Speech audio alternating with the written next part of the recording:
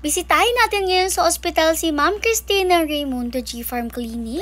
Ngayon kasi mag-undergo ng operation si Ma'am Christine, which is alam nyo naman na kaibigan natin. Kaya naman nga sinamahan ni Mother sina Ma'am Christine dito sa ospital at inihatid nga ni Mother sila hanggang sa operating room. Gusto rin kasi talaga ni Mother maihatid nga si Ma'am Christine para ma-make sure nga na okay rin talaga si Ma'am Christine bago yung operation niya. After nga maoperahan ni Ma'am Christine, saka naman umuwi si Mother para magpahinga at after nun babalik na nga ulit siya sa ospital. Pero bago siyang bumalik, syempre kailangan may dala-dala nga siyang a little something. Bale sinama niya nga kami dito kasi nga syempre mag-aabutin kami sa kanila ng konti. Bali dito nga naisip ni Mother na ibigay sa kanila ay fruit of basket. Syempre maganda na rin to kapag nga bagong nagpapagaling. Namili pa talaga si Mother guys ng magagandang prutas. Alam niyo yung magagandang klase at sure na fresh, walang albulok at ganyan. Bali kumuha siya ng mga apple, grapes, tapos kumuha rin nga siya ng mga oranges, pinya at kung ano-ano pa. Dito kasi sa mall wala ka rin talagang mabibili na ready-made basket of fruits. Kumbaga mga prutas lang talaga, pero sabi nga ni Kuya, pwede naman daw kaming magpagawa sa kanya. Meron nga daw sila talaga ditong usually basket na ginagamit para sa basket of fruits, pero nung time na to ubos na rin kaya naman maghanap si Mother ng basket na pwedeng gamitin. Eto na nga lang nakita niya, para siyang food tray na ganyan guys, tapos butas-butas na pabilog. Sabi niya okay na lang nga daw. Bale dyan na nga rin inayos ni Kuya lahat ng mga prutas na binili ni Mother. Bale pinagsiksikan na nga lang niya dyan kasi medyo marami rin nga yung nabili ni Mother. Yung fairness naman kay Kuya, very gentle siya at madahan talaga siya sa paghawak ng mga prutas dyan. Kaya hindi sila nasisira talaga kahit ipagsiksikan. Kita nyo naman pinagkasya-kasya na rin nga ni Kuya lahat ng mga prutas dyan. Tapos yung mga ubas pinaglalagay na nga lang niya dyan sa mga sipit-sipit. Anyways, kung nagtataka nga kayo kung ano na yung nangyari kay Ma'am Christine, bale inoperahan nga po pala siya dahil sa kanyang gallstones. Kung di rin ako nagkakamali guys, basta correct me if I'm wrong kasi based sa mga usapan nila, yun nga po ay dahil sa mantika din. Malaki na rin nga daw kasi talaga guys yung mga bato na nakuha kay Ma'am Christine, kaya hindi na rin talaga ma-flush out basta-basta. Kaya naman kinailangan na rin operahin, pero thank God kasi nga syempre naging successful yung operation ni Ma'am Christine at sa ngayon nga magpapagaling na lang talaga siya. Narinig ko rin nga kay Ma'am Christine, sabi niya kakakain din daw niya ng Samgyeon nung nasa Korea siya, kaya siguro nagkaroon siya ng ganun kalalaking gallstone. Sabi ko nga Diyos ko, natakot naman ako kasi kami ni Mother kapag magkakasama, puro Samgye rin talaga yung kinakain namin since naka-enjoy rin talaga siyang kainin. Basta guys, make sure natin na talagang ingatan natin ang ating katawan at huwag nating abusuhin. Para syempre hindi tayo umabot sa point na kailangan pa natin magpa-opera. Alam niyo, na little reminder lang guys na ang katawan natin talagang kailangan alagaan palagi. Anyways, balik tayo sa video. Eto na nga, after magpagawa ni Mother ng fruit of basket, napadaan rin nga siya dito sa bilihan ng mga orasan. Ilang linggo na rin nga kasi si Mother naghahanap ng wall clock na digital. Tapos yung gusto niya talaga yung kitang-kita yung oras at may date rin nga. May nakita na nga siya sa ball noon pero hindi niya talaga nagustuhan since pula nga yung ilaw at ayaw niya nga na pula siya. Sabi ko rin nga hindi naman maganda yung pulang ilaw kasi parang nga siyang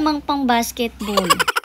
Anyways, ito na nga yung napili ni Mother. Napakalaki talaga ng oras niya. Tapos may date na rin at may araw na rin. Monday to Friday, Saturday, and Sunday. After nga namin sa ball, diretso na rin nga kami sa ospital para dalhin nga itong basket of fruits kay Ma'am Christine. Sa labas pa lang rin nga nakasalubong na namin si Sir Raymond. Kaya naman kasama na rin namin siya paakyat sa room. Ito na nga si Ma'am Christine. Medyo kumikirot nga nung time na to yung kanyang opera. Pero okay naman na din daw siya. After naman namin kay Ma'am Christine, dumiretso pa talaga si Mother dito sa bilihan ng mga prutas sa gilid-gilid. Di kasi talaga siya nakabili ng prutas para sa sarili niya doon sa mall, kaya naman dito na lang rin daw siya bibili. Dito rin naman talaga madalas bumili si Mother since ang dami ng pagpipilian, tapos ang gaganda rin talaga ng mga prutas nila, mostly rin matatamis. Pero syempre hindi pwedeng kalimutan ng pack members. Bibili nga ni Mother ng mangga, pero sabi ko isang kaing na lang kaya yung bilhin niya kasi napakatakaw rin naman ng pack members sa mangga. Tapos syempre hindi lang ang pack natin kasi pati ang mother nila, itong si Mother mismong matakaw rin talaga sa ganitong hinog na mangga. Bali pinakamalaking pirasong mangga nga yung pinili ni Mother. Gusto kasi talaga niya yung matataba para nga mas madami rin talaga yung maibigay sa ating pack. Ayan nga, isang kaing na talaga yung binili niya. Tapos kung ano pa mga prutas, o diba, talagang may pasalubong na naman tayo para sa pack members.